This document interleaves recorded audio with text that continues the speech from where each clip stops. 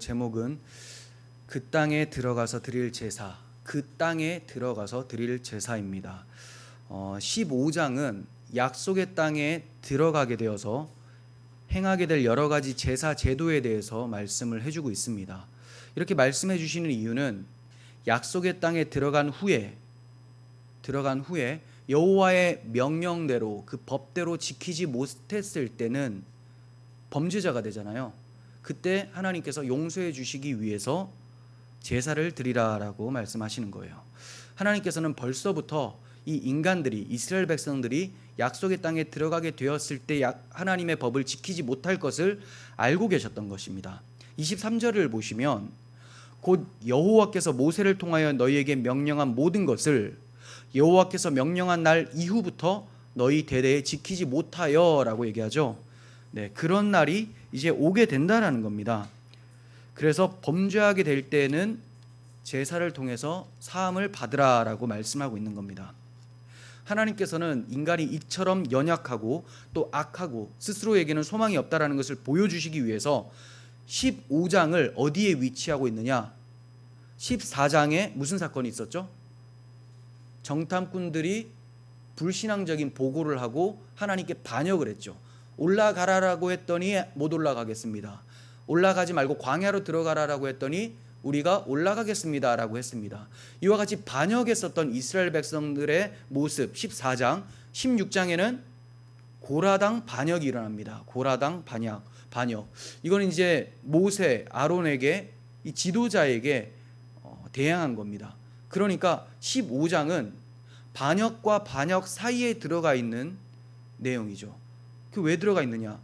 이렇게 반역하고 이 반역한 무리들을 하나님이 멸하지 아니하시고 제사 제도를 통해서 그들을 사하여 주신다고 하는 거예요. 그럼에도 불구하고 또 16장에 넘어가서 또 반역을 일으키는 이스라엘 백성들을 보게 되는 것이죠. 즉 인간은 이처럼 하나님께 반역하고 하나님의 법을 지킬 수 없는 악한 존재들인데도 불구하고 하나님은 그들을 포기하지 아니하시고 제사 제도를 통하여 그들을 죄를 용서해 주신다라는 것을 드러내는 것입니다. 성경 역사를 보면 인간이 행하는 일은 하나님께 대한 반역뿐이죠. 그리고 그 결과는 멸망입니다. 그래서 하나님의 진노를 받아 바벨론 포로로 끌려가게 되는 것을 보게 되고 또 포로에서 귀환한 이스라엘 백성들이 결국 또 하나님께 반역하고 우상 숭배하여서 말라기서는 성전 문을 좀 닫았으면 좋겠다라는 주님의 진노로 마치게 되는 것을 보게 됩니다. 그런데 이 15장에서는 하나님이 해주실 일을 기억하고 있어요. 인간들은 반역하고 그 결과로 멸망당하지만 15장에서는 하나님이 행해 주실 일을 기록하고 있는데 그게 바로 뭐냐? 제사제도라는 겁니다. 물론 하나님께서 이렇게 제사를 드려라 라고 명령을 하십니다. 그러니까 마치 하는 주체가 인간이라고 생각이 되어져요. 하지만 이 제사 제도를 제대로 이해한다면 이것은 하나님께서 인간들에게 베풀어 주실 은혜라는 것을 알게 되죠. 은혜라는 것. 그러니까 세상 죄를 지고 가는 하나님의 어린 양 예수 그리스도를 통한 구원을 이 제사 제도를 통해서 그림자로 보여주고 계시는 겁니다. 그러므로 인간이 제사를 드리긴 하지만 제사를 드릴 수 있도록 은혜 베풀어 주신 하나님의 구원하심이 먼저라는 것을 알 수 있어야 됩니다. 이처럼 인간은 악하여서 반역하지만 하나님께서는 언약에 신실하시고 긍휼이 많으심을 제사 제도를 통해서 나타내 주세요. 그리고 이 제사 제도를 통해서 그리스도를 통한 대속을 나타내 주시고 그리스도의 대속을 통해서 전에 죄인이었던 자들에게 이제 하나님이 나는 너희의 하나님이다 하면서 함께 해주시는 것, 그들이 하나님 백성이 되게 해주시는 것을 보여주신다는 겁니다. 그래서 마지막 41절에 어떻게 결론 짓고 있습니까? 나는 여호와 너희의 하나님이라. 나는 너희의 하나님이 되려고 너희를 애굽 땅에서 인도하여 내었느니라. 나는 여호와 너희의 하나님이니라. 이렇게 말씀하고 있죠. 나는 너희의 하나님, 너희의 하나님이라고 15장을 계속해서 말씀하시고 마치고 있습니다. 이것이 어떻게 가능하게 되느냐? 하나님이 은혜로 출애굽시켜 주시고 하나님 백성답게 유지시켜 주시기 위하여 제사 제도를 주심으로 하나님은 계속해서 이들의 하나님으로 거하신다라는 겁니다. 그런데 하나님께서 너희의 하나님, 내가 너희와 함께 하려고 라고 하셨던 이 말씀이 이 민수기뿐만 아니라 성경 전체의 핵심적인 주제라는 것을 여러분들도 잘 아실 거예요.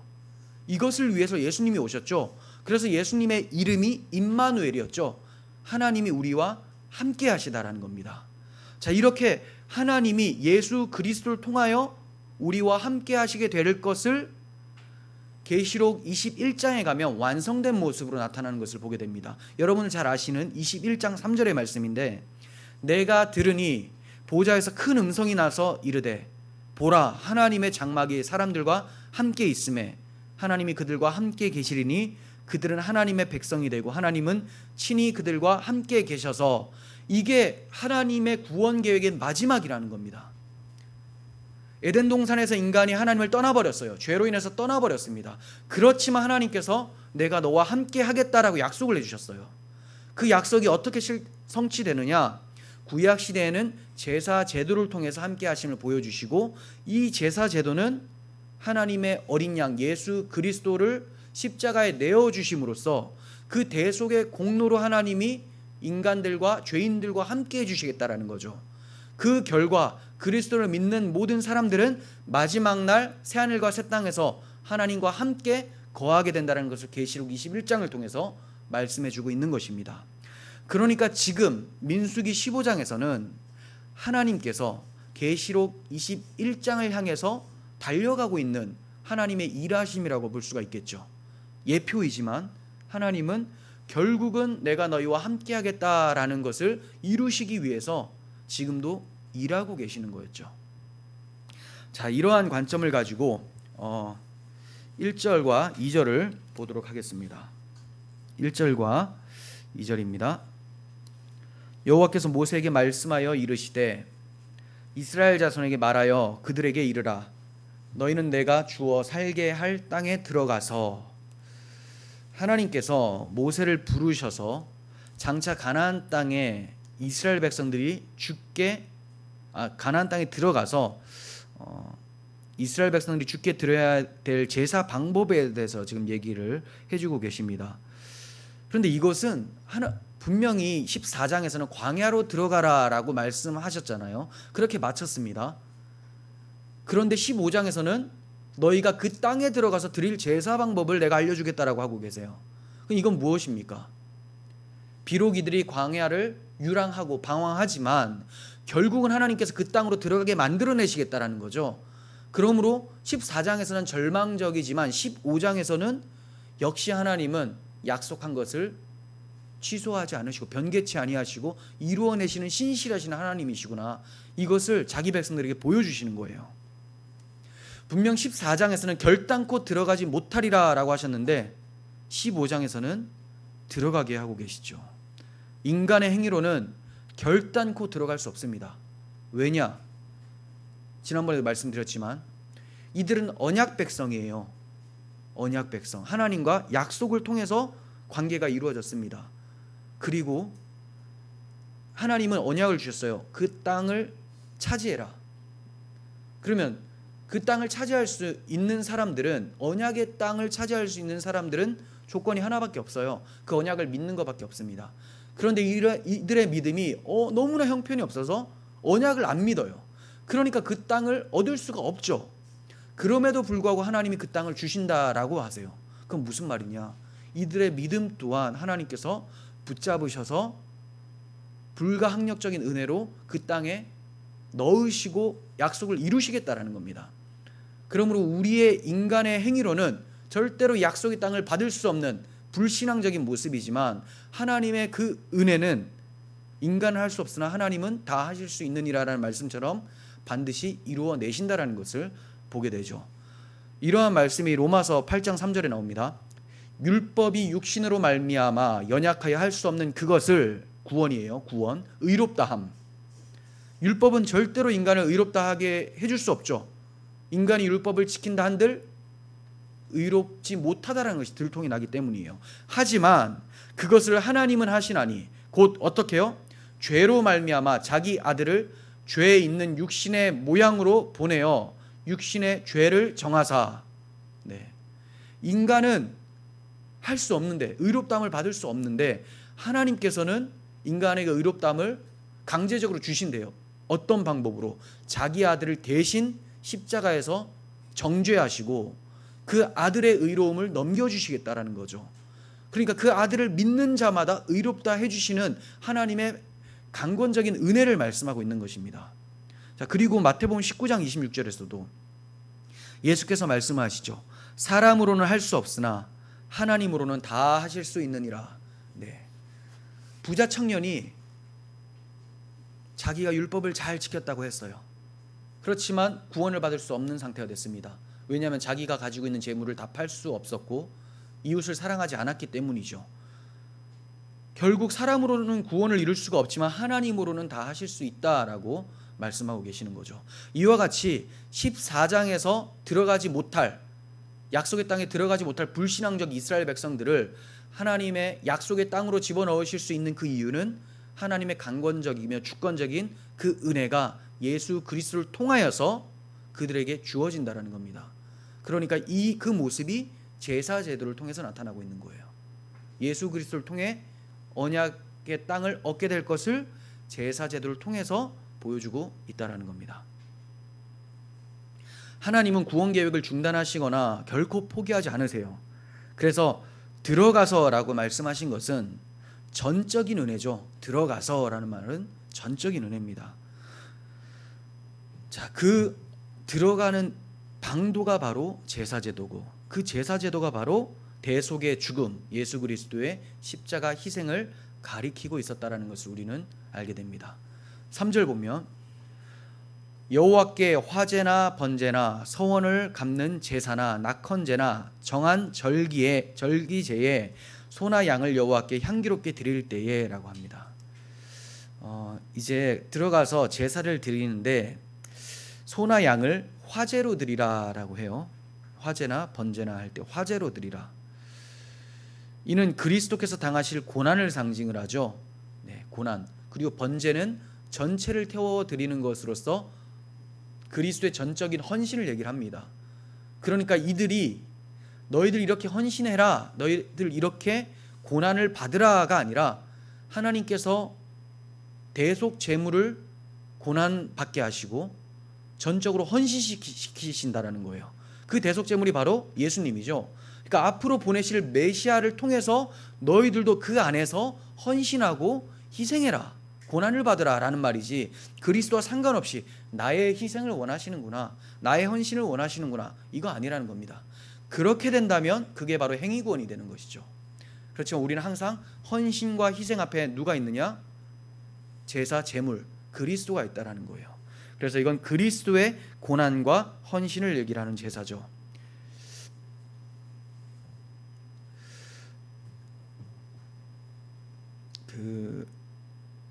그러니까 이제 이 제사를 하나님께서 드리라라고 말씀을 하시지만 제가 앞서 말씀드린 것처럼 이게 우리가 드리는 것처럼 보일지라도 사실은 하나님께서 주신 것을 믿으라, 의지하라라고 해석을 하는 것이 좋겠죠.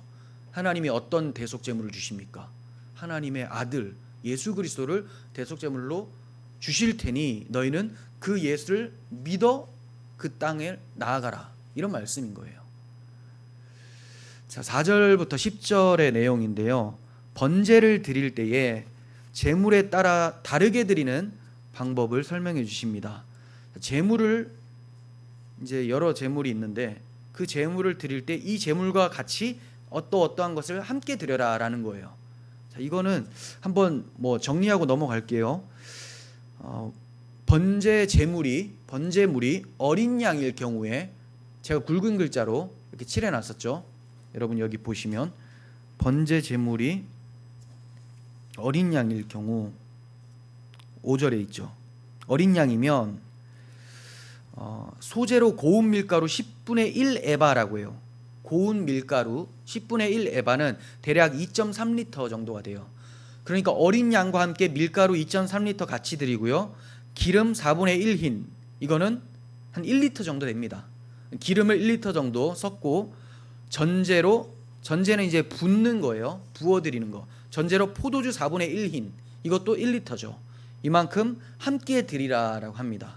자, 어린 양일 때는 그렇습니다. 그런데 이 어린 양보다 조금 더 가격이 나가고 좀 큰 양, 순양이죠. 순양일 때는 어떻게 하느냐? 소재로 고운 밀가루 10분의 2의 바, 조금 더 늘었죠. 이건 이제 4.6리터 정도 됩니다. 그리고 기름 3분의 1흰, 이거는 1.3리터 정도 하고요. 전제로 포도주 3분의 1흰, 이것도 1.3리터 정도 드립니다. 자, 그리고 제일 비싼 수송아지 같은 경우에는 수송아지와 더불어 다른 것들 더 많이 내게 돼요. 고운 밀가루 10분의 3, 아까는 10분의 2였잖아요. 그리고 10분의 1이었잖아요. 근데 10분의 3, 대략 7리터 정도. 기름 2분의 1흰, 이건 2리터입니다. 그리고 전제로 포도주 2분의 1흰, 2리터 정도 곁들여서 함께 드려야 했습니다. 그러니까 재물이 좀 비싸질 때마다, 형편이 좋아질 때마다 다른 것들도 함께 이렇게 드리는 거죠. 형편 닿는 대로 드리라는 말입니다. 네, 전심으로 드리라는 말씀입니다. 자, 15장에서 언급하는 제사는 종류가 참 많고 복잡한 것 같지만 결국은 기본적인 제사는 번제와 속죄제라는 것으로 요약할 수가 있어요. 결국은 번제와 속죄제예요. 번제는 남김없이 완전히 태워다 드리는 그런 제사니까 전적 헌신이라고 말씀을 드렸죠. 헌신. 주님께서 죽기까지 복종하신 그런 헌신이 바로 이 번제입니다. 그리고 속죄제는 어떤 의미냐? 우리의 죄를 대신 속하여 주시는 것, 죄값을 담당해 주시는 것이 바로 속죄제의 의미입니다.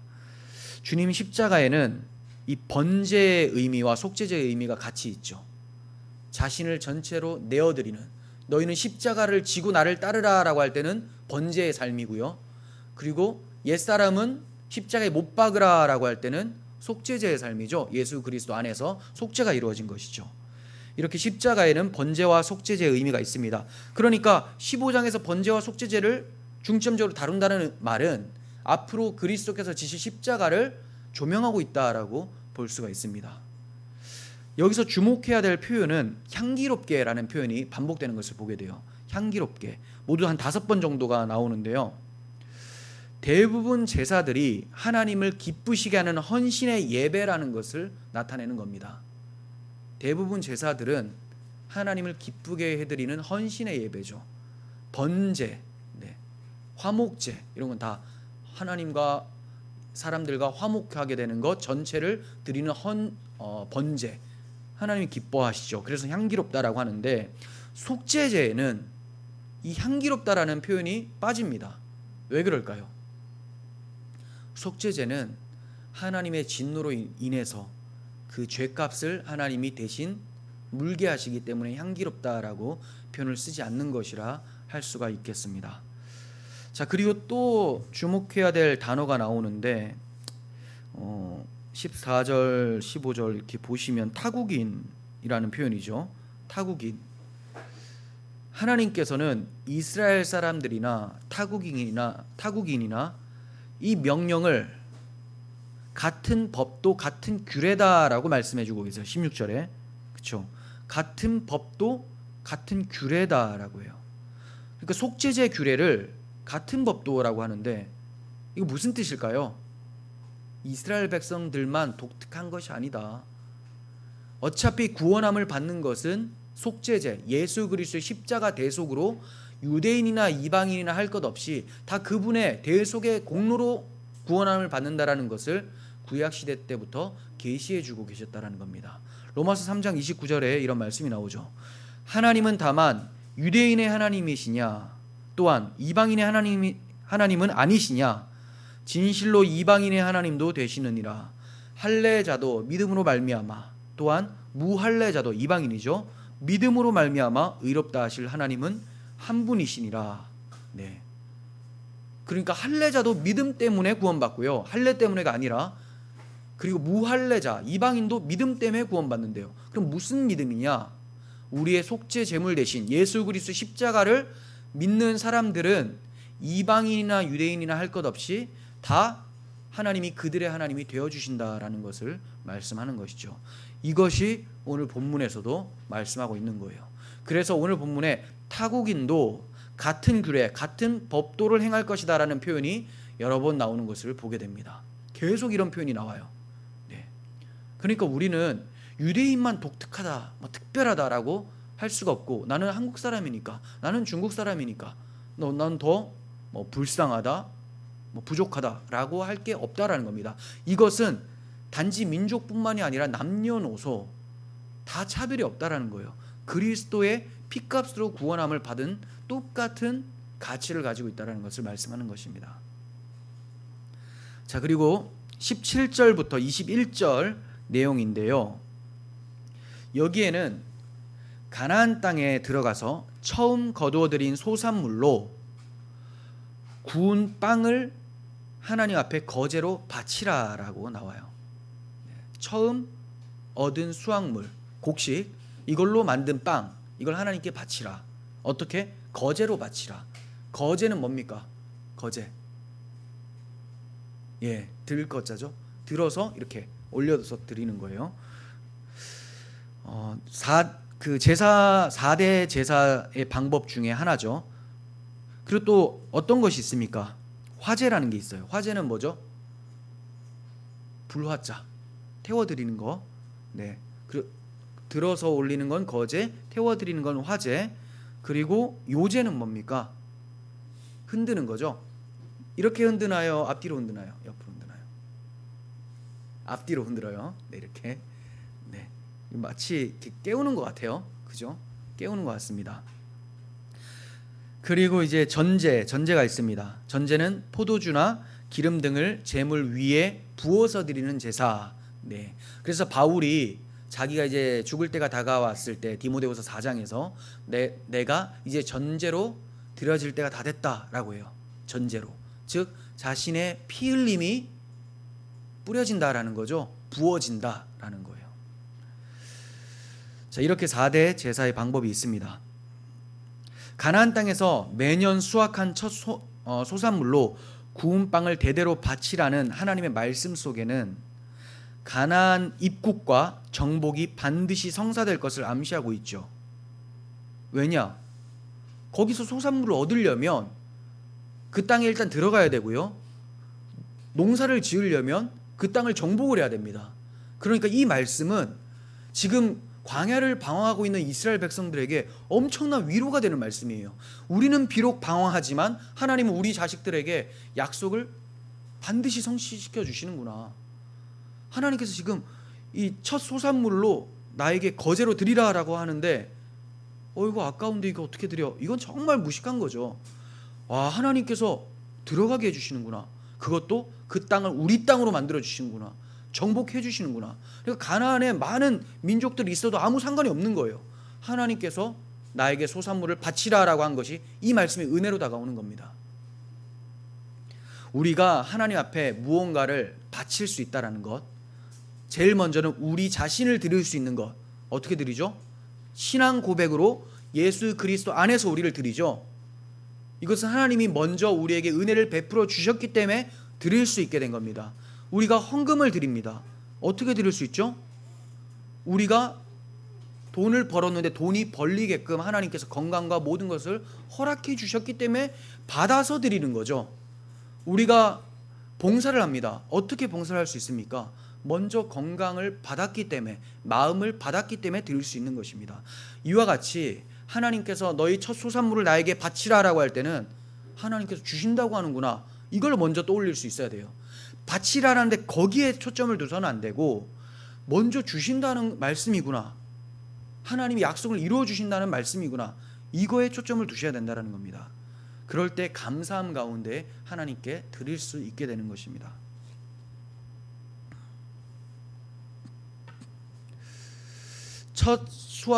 수확한 첫 소산물을 드리라라는 말씀은 무엇보다 먼저 하나님을 기억하라는 말씀이 됩니다.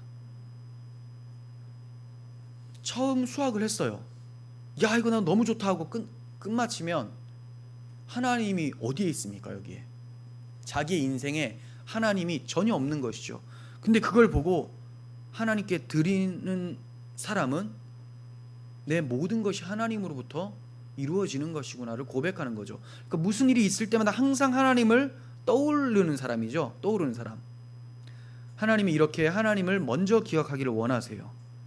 그리고 성경은 처음 익은 곡식 가루를 드릴 때에 다른 모든 곡식도 거룩하게 된다라고 로마서에서 말씀하십니다. 그러니까 하나의 곡식을 먼저 드리면 그 뒤에 것도 거룩한 것으로 하나님이 치부하신다라는 거예요. 그러면 이때 거제로 드려지게 될 처음 익은 곡식은 무엇을 나타내기 때문에 그 뒤에 것도 거룩하다라고 말씀하실까요? 잠자는 자들의 첫 열매가 되시는 부활하신 예수 그리스도를 우리가 신앙을 고백할 때 우리 또한 하나님께서 거룩한 자로 다 받으신다라는 말씀이라는 거죠. 그러니까 이스라엘 백성들은 약속의 땅에서 첫 소산을 드리면서 자신들을 여기까지 인도하시고 새로운 나라를 허락해 주신 그 하나님께 감사하게 되는 것이고, 신약을 사는 우리들은 새 나라, 새 백성이 되는 것은 부활하신 그리스도의 공로임을 믿고 감사와 찬양하게 되는 것입니다. 그래서 오늘 본문을 통해서 우리는 그리스도를 통하여 하나님께 감사할 수 있구나, 이것을 배우면 되는 거예요.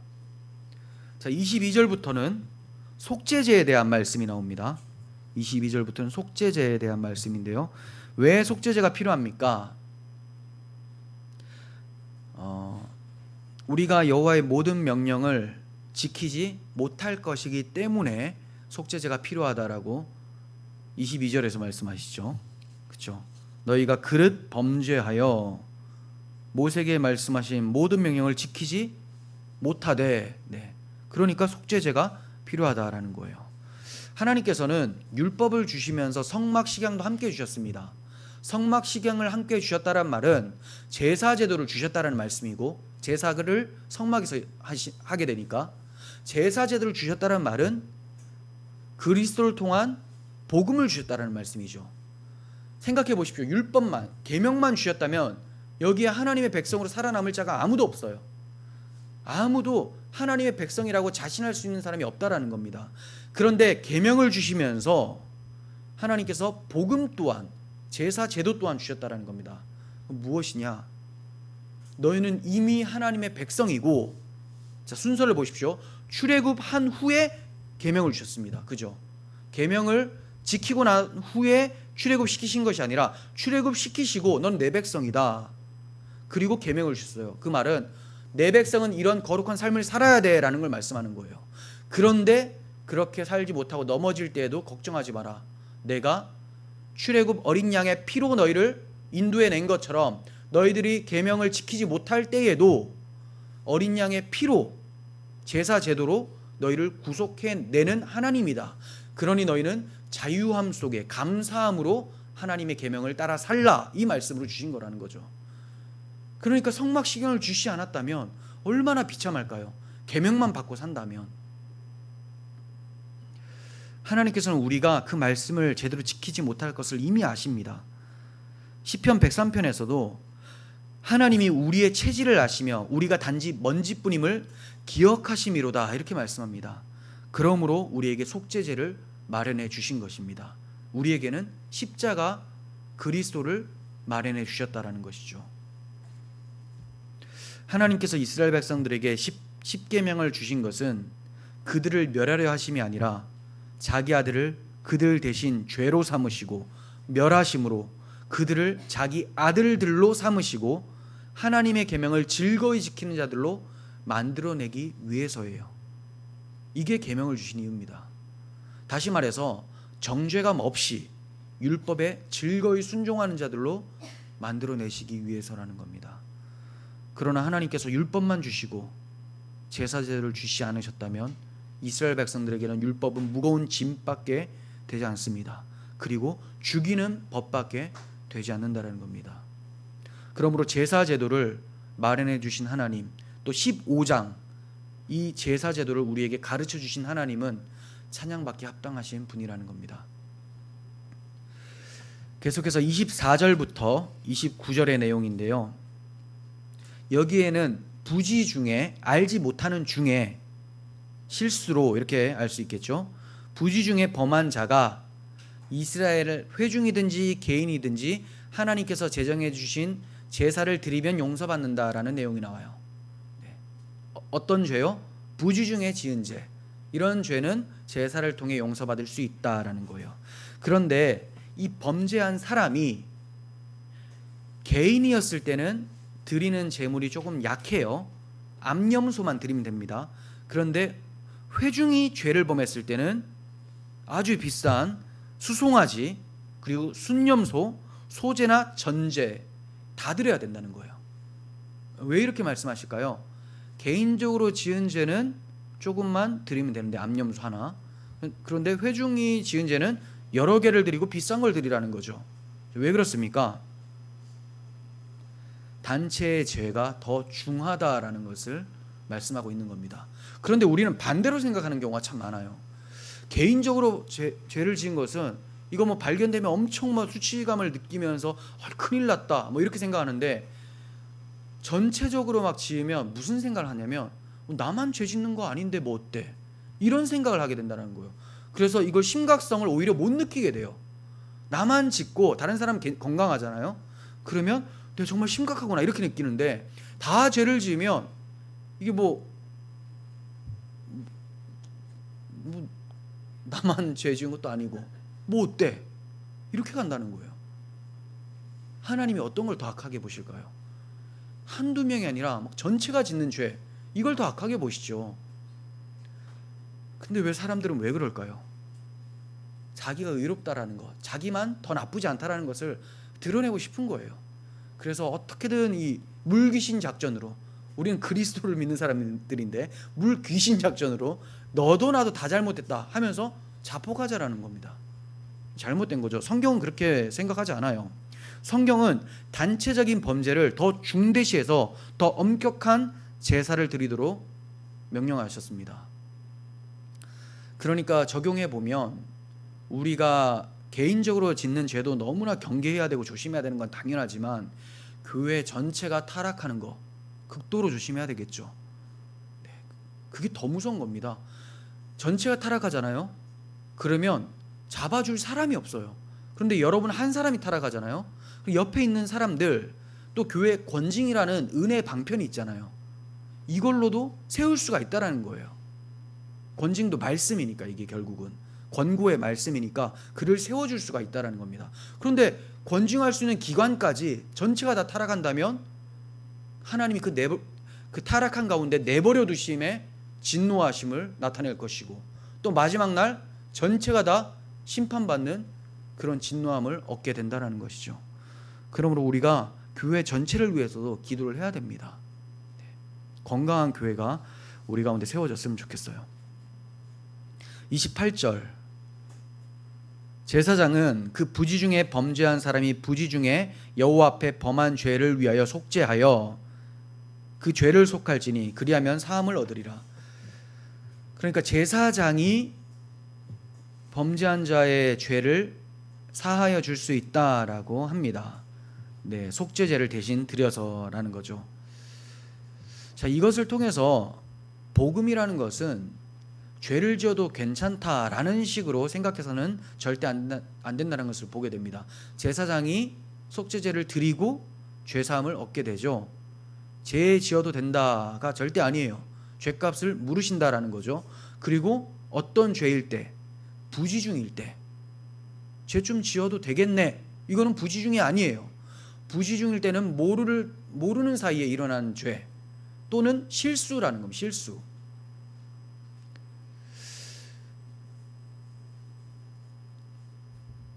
그러면 부지중에 지은 죄를 짐승의 속죄제로 드리기만 하면 정죄가 사라질까요? 이건 정죄가 사라지는 것이 아니라, 여기서 사함 받는다라고 하지만 사실은 신약 성경에 말씀하잖아요. 보류다. 이건 보류다. 참 것의 그림자이기 때문에 예수 그리스도께서 희생양으로 오실 때까지 하나님께서 간과하셨다라는 거예요. 그래서 이게 답이 아니에요. 이 짐승들로 드려서 될 것이 아니라 하나님의 아들로 드려져야지만 속죄함을 받을 수 있다. 그러므로 구약이나 신약이나 모든 성도들은 다 예수 그리스도를 통하여서 구원함을 받는다, 죄사함을 받는다라는 것을 말씀을 드리는 겁니다.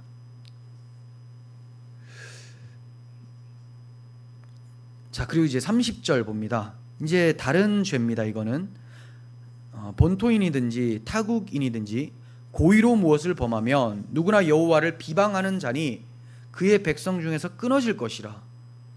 네. 아까는 부지 중에 지은 죄였죠. 이거는 고의로 범한 죄, 줄여서 고범죄라고 해요. 고범죄. 고범죄는 어떻게 된다고 합니까? 사해 준다라는 말씀이 하나도 없죠. 네, 끊어진대요. 끊어진다. 심판받는다. 31절 봅니다. 그런 사람은 여호와의 말씀을 멸시하고 그의 명령을 파괴하였은즉 그의 죄악이 자기에게로 돌아가서 온전히 끊어지리라. 네, 무서운 거죠. 고의적으로 죄를 짓는 것은 하나님이 어떻게 보시냐면 여호와를 비방하는 것으로 보시고요. 신약 성경의 표현이라면 성령 회방죄, 그렇죠? 여호와를 회방하는 거예요. 고의적으로 짓는 거는. 왜냐하면 성령께서 우리 안에 계시죠.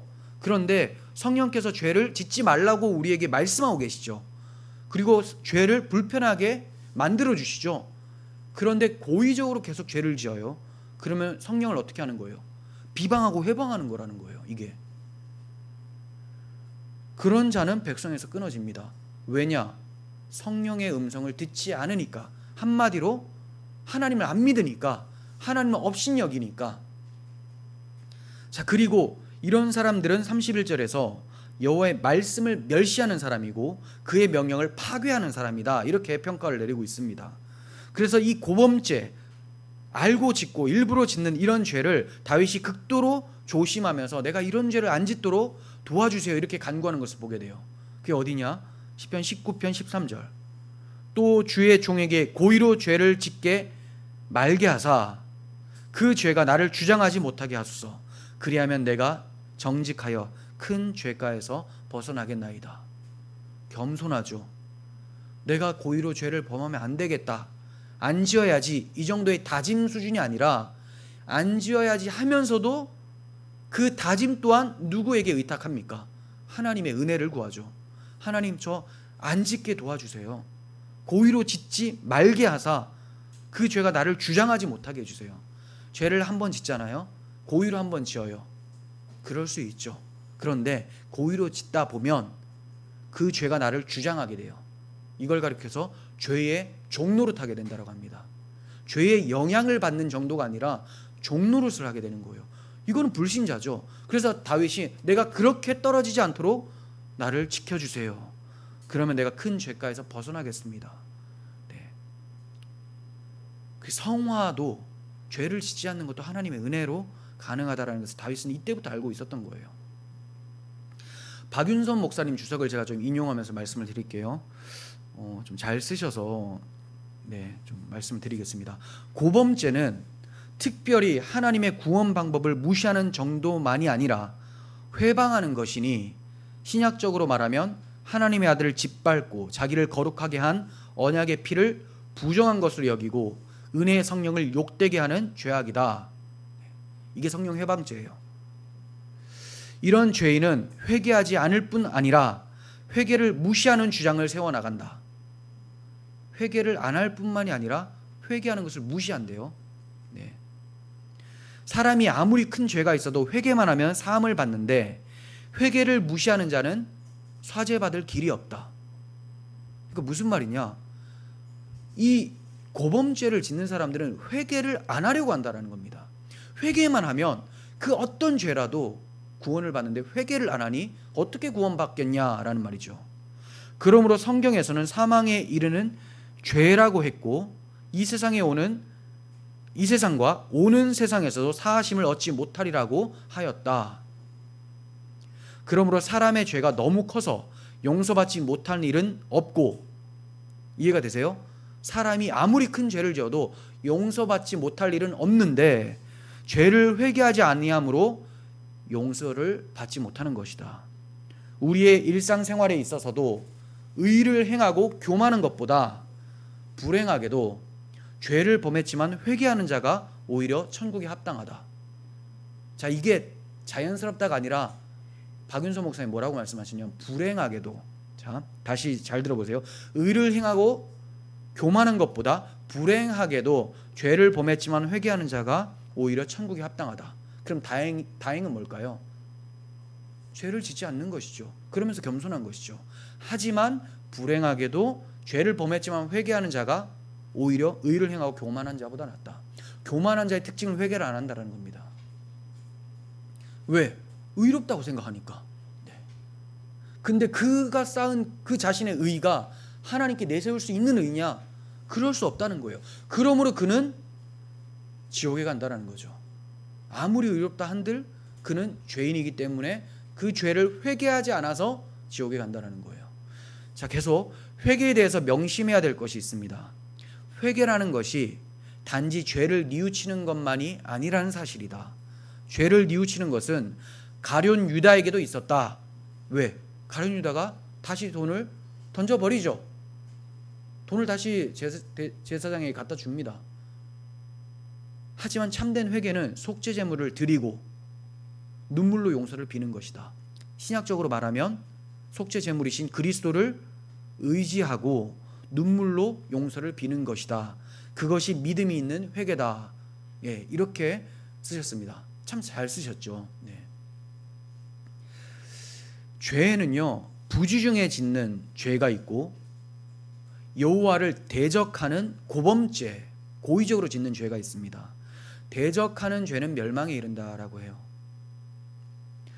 그런데 여러분, 이 말씀을 들으면서 굉장히 무섭고 무겁잖아요. 왜냐하면 우리가 짓는 죄가, 고의적으로 짓는 죄가 참 많죠. 정말 여러분 부지 중에 짓는 죄입니까? 고범죄가 참 많잖아요. 그럼 이거 어떡합니까? 우리 지옥 갑니까? 이게 좀 골치 아프게 됐어요. 지금 이 말 여기까지만 딱 보면 다 고범죄를 짓고 있어요. 뭐 알게 모르게 짓는 죄를 용서하시옵고 하지만 사실은 알고 짓는 죄가 더 많잖아요. 뭐 모르고 짓는 죄가 뭐 몇 개가 됩니까? 대부분 알고 지어요. 그럼 우린 다 고범죄를 지은 자인가? 그렇지가 않아요.